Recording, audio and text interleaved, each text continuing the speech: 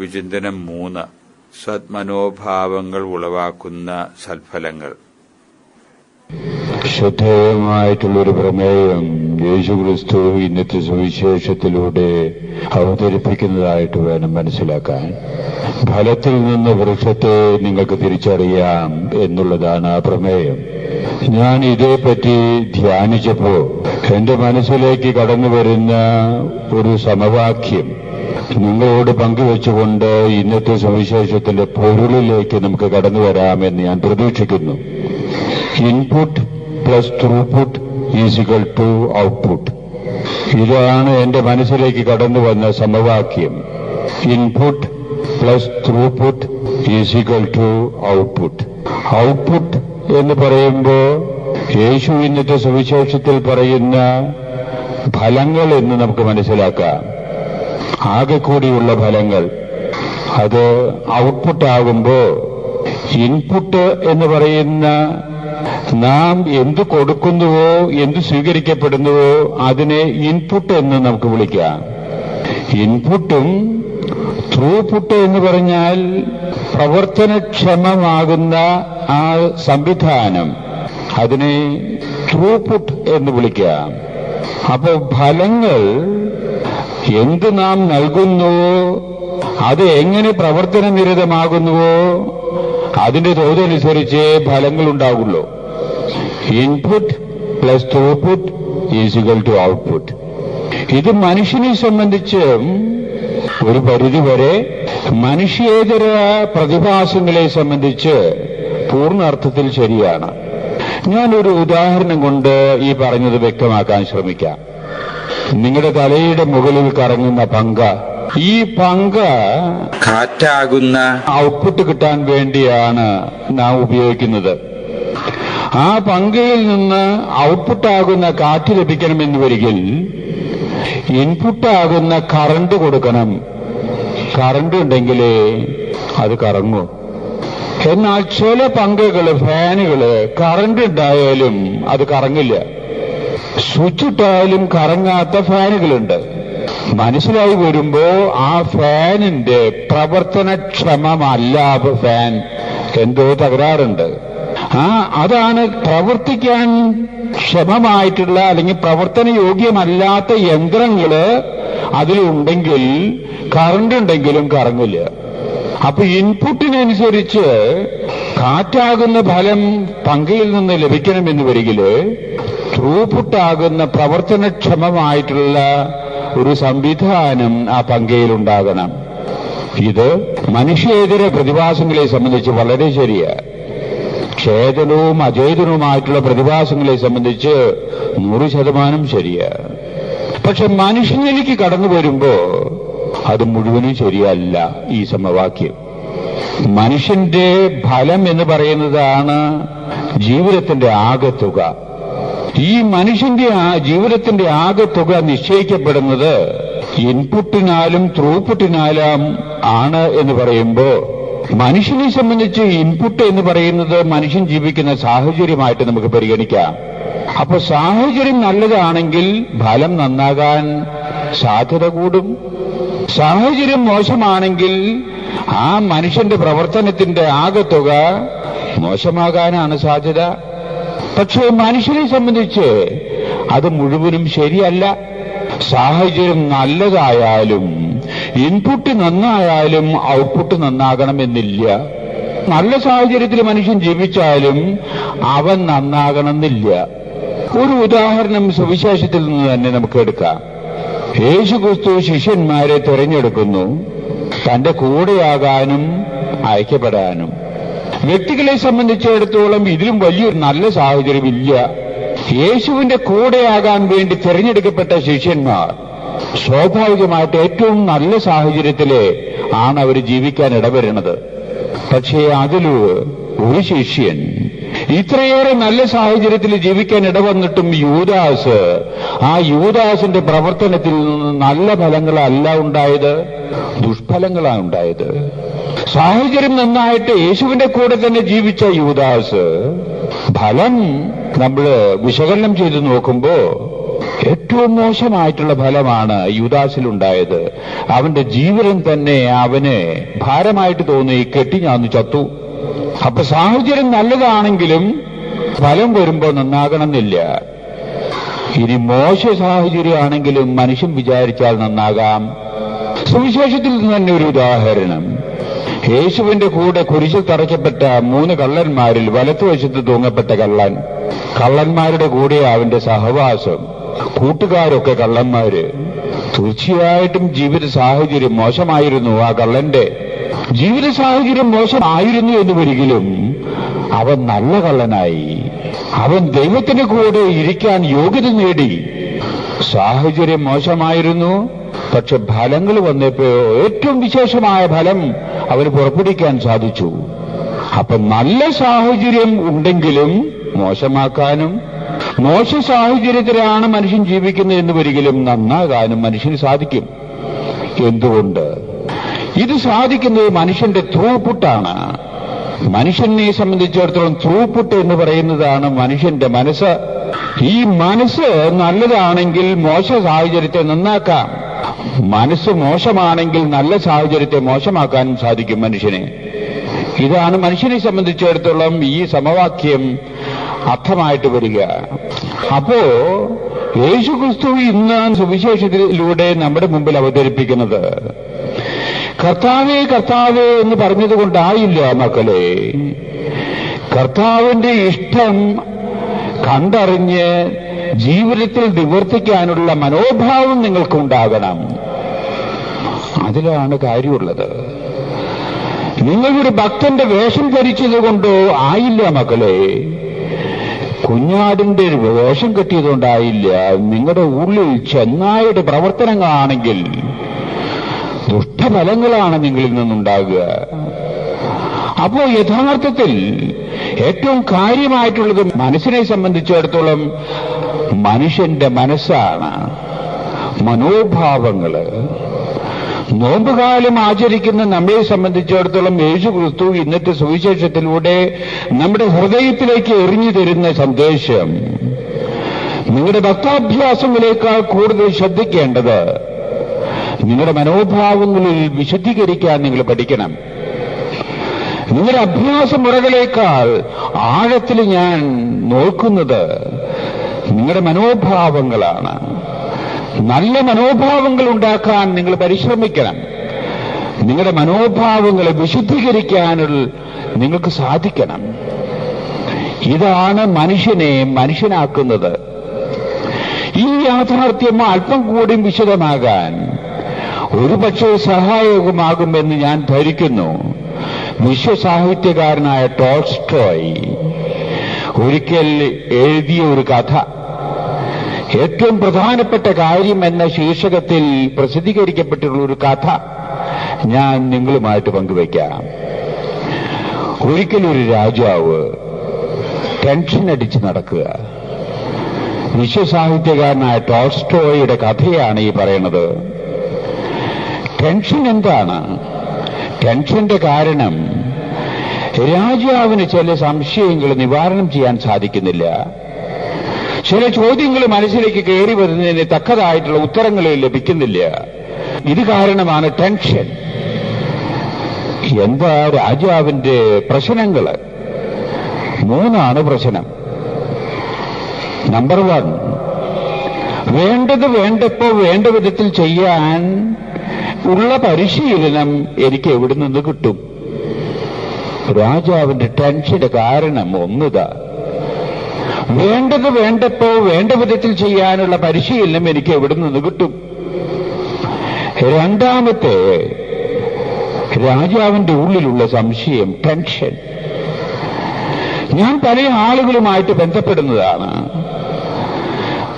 ഏത് മനുഷ്യനെയാണ് ഞാൻ ഏറ്റവും കൂടുതൽ ഇന്ന സമയത്ത് ശ്രദ്ധിക്കേണ്ടത് എന്ന് എനിക്ക് എങ്ങനെ മനസ്സിലാവും? ടെൻഷന്റെ കാരണം രണ്ടാമത്തെ ഈ ഒരു ചോദ്യത്തിന് ഉത്തരം കിട്ടുന്നില്ല. 3 പ്രശ്നം രാജാവിൻ്റേത്, എനിക്ക് നന്മ ചെയ്യണമെന്ന് ആഗ്രഹമുണ്ട്.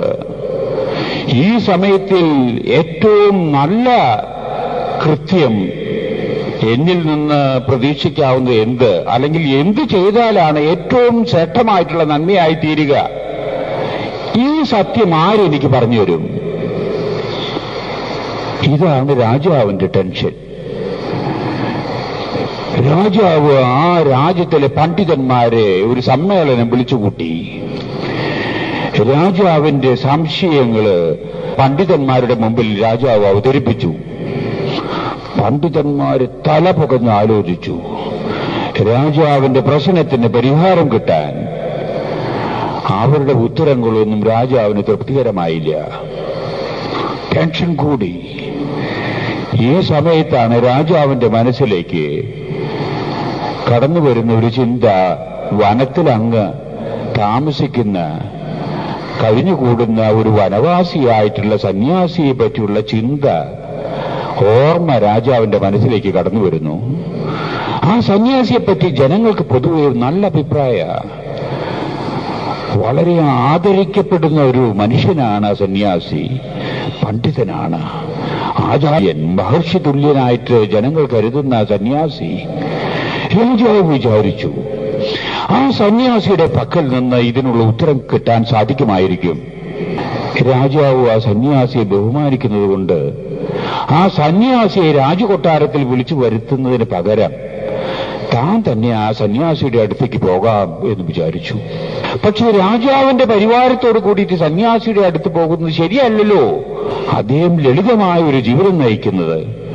അതുകൊണ്ട് രാജാവിന്റെ പരിവാരങ്ങളൊക്കെ ഉപേക്ഷിച്ച് വേഷപ്രച്ഛന്നനായിട്ട് അംഗരക്ഷകന്മാർ പോലും ഇല്ലാതെ ഒറ്റയ്ക്ക് രാജാവ് ഒരു അപരിചിതൻ എന്ന രീതിയിൽ സന്യാസിയുടെ പർണശാലയിലേക്ക് പോകുകയാണ്. രാജാവ് പർണശാല കണ്ടുപിടിച്ചു. സൂക്ഷിച്ചു നോക്കിയപ്പോ സന്യാസി പർണശാലയുടെ അടുത്ത് പറമ്പിൽ കിളച്ചുകൊണ്ട് നിൽക്കുക. രാജാവ് ഉടനെ തന്നെ സന്യാസിയുടെ അടുത്ത് ചെന്നു. അങ്ങനെ അഭിവാദ്യങ്ങളൊക്കെ അർപ്പിച്ചുകൊണ്ട്, അപ്പൊ സന്യാസിക്ക് ഇത് രാജാവാണോ ഒന്നും അറിഞ്ഞുകൂടാ. സാധാരണ തന്നെ കാണാൻ വരുന്ന ഒരു അപരിചിതൻ, പല അപരിചിതന്മാർ വരാറുണ്ട്. അതിലുള്ള ഒരു അപരിചിതൻ, ഈ അപരിചിതൻ രാജാവിനോട് പറഞ്ഞു, എനിക്ക് ജീവിതത്തിൽ ചില പ്രശ്നങ്ങളുണ്ട്. ആ പ്രശ്നത്തിനൊരു പരിഹാരം, ഒരു ഉത്തരം ലഭിക്കാൻ വേണ്ടിയാണ് ഞാൻ വന്നിരിക്കുന്നത്. സന്യാസി സശ്രദ്ധം ശ്രദ്ധിച്ചു. രാജാവിന്റെ പ്രശ്നങ്ങൾ സന്യാസിയോട് പറഞ്ഞു. സന്യാസി അത് ശ്രദ്ധിച്ചിട്ട് ഒരക്ഷരം പോലും മിണ്ടുന്നില്ല. സന്യാസി ഇതൊക്കെ കേട്ടതിന് ശേഷം വീണ്ടും തൂമ്പ് എടുത്തിട്ട് കളിക്കാൻ തുടങ്ങി. രാജാവിന് ടെൻഷനായി.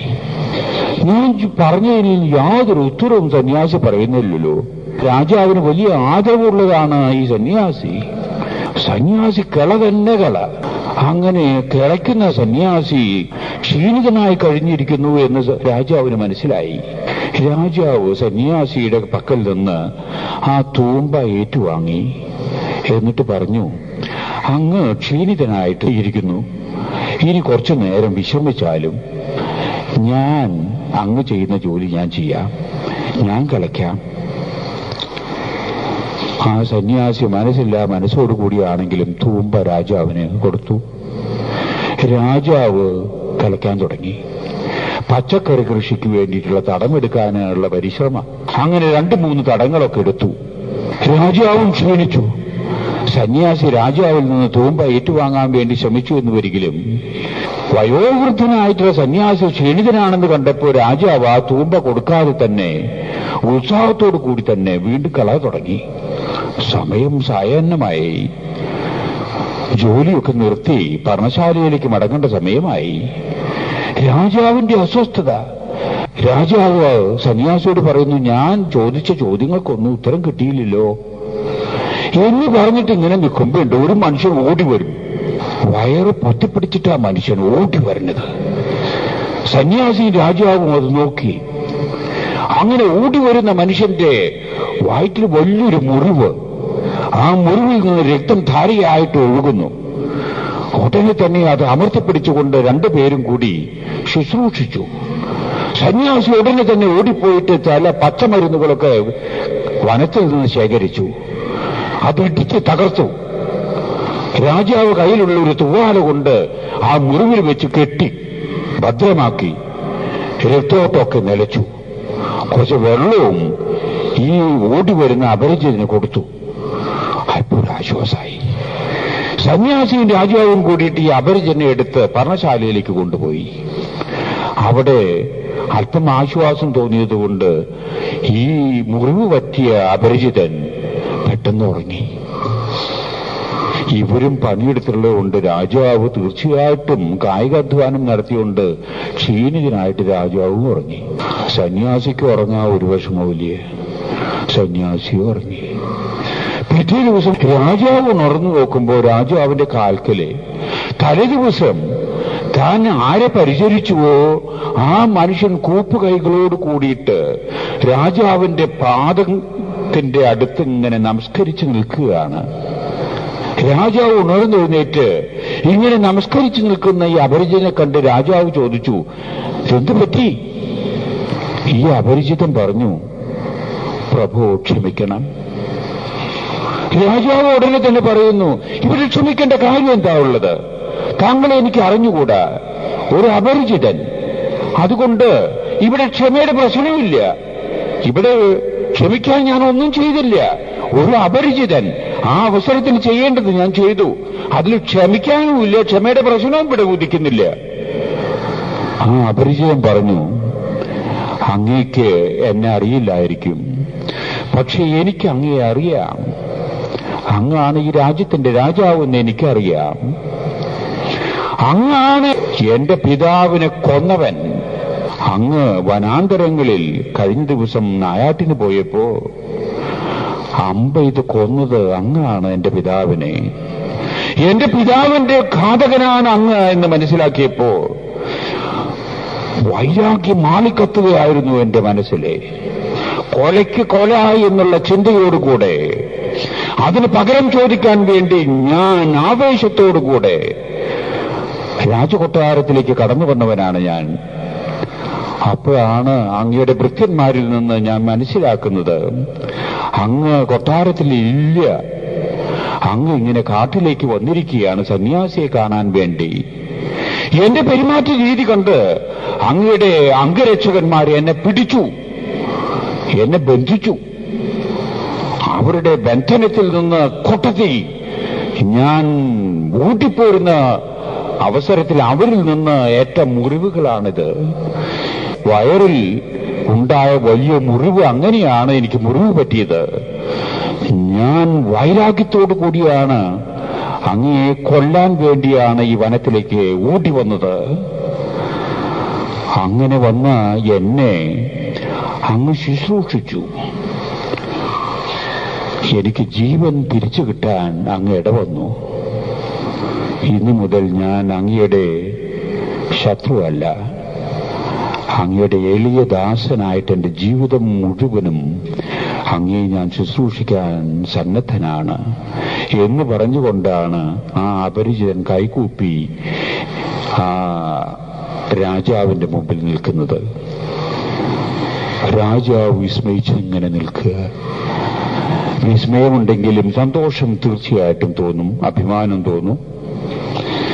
എങ്കിലും രാജാവിന്റെ ഉള്ളിൽ ടെൻഷൻ പോയിട്ടില്ല. രാജാവ് സന്യാസിയോട് പോയി ചോദിച്ചു, എന്റെ ചോദ്യത്തിന് ഉത്തരം കിട്ടിയില്ലല്ലോ. സന്യാസി അപ്പൊ പറയുക, ഹൈ, ഉത്തരം കിട്ടിയില്ലോ, ഉത്തരം ഇതിനകം കിട്ടിയില്ലോ. രാജാവിന് മനസ്സിലായില്ല. എന്താ അങ്ങ് പറയുന്നതിന്റെ അർത്ഥം എനിക്ക് മനസ്സിലായില്ലല്ലോ. സന്യാസി തുടർന്ന് പറയുന്നു,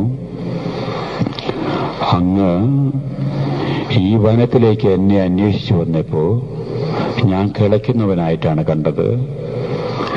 ഞാൻ കിള തുടർന്നു കൊണ്ടുപോയപ്പോ എന്റെ പ്രായം കൊണ്ടും ഞാൻ ക്ഷീണിതനായിട്ട് അങ്ങേക്ക് മനസ്സിലായി. ക്ഷീണിതനായിട്ടുള്ള എന്നെ സഹായിക്കാൻ വേണ്ടി അങ്ങ് എന്റെ കയ്യിൽ നിന്ന് തൂമ്പ ഏറ്റുവാങ്ങി. അതായിരുന്നു ആ സമയത്ത് അങ്ങ് ചെയ്യേണ്ട ഏറ്റവും നല്ല കാര്യം. അതങ്ങ് ചെയ്തു. മുറിവേറ്റ് നമ്മുടെ പക്കലേക്ക് ഓടി വന്ന മനുഷ്യനെ ശുശ്രൂഷിച്ച് ആ മനുഷ്യന് വേണ്ട സഹായങ്ങൾ നമ്മൾ ചെയ്തു കൊടുത്തു. ആ സമയത്ത് നമുക്ക് ചെയ്യാവുന്ന ഏറ്റവും നല്ല കാര്യം അതായിരുന്നു. അത് വേണ്ടതായിരുന്നു. വേണ്ട വിധത്തിൽ വേണ്ട സമയത്ത് തന്നെ നമുക്ക് ചെയ്യാൻ സാധിച്ചു.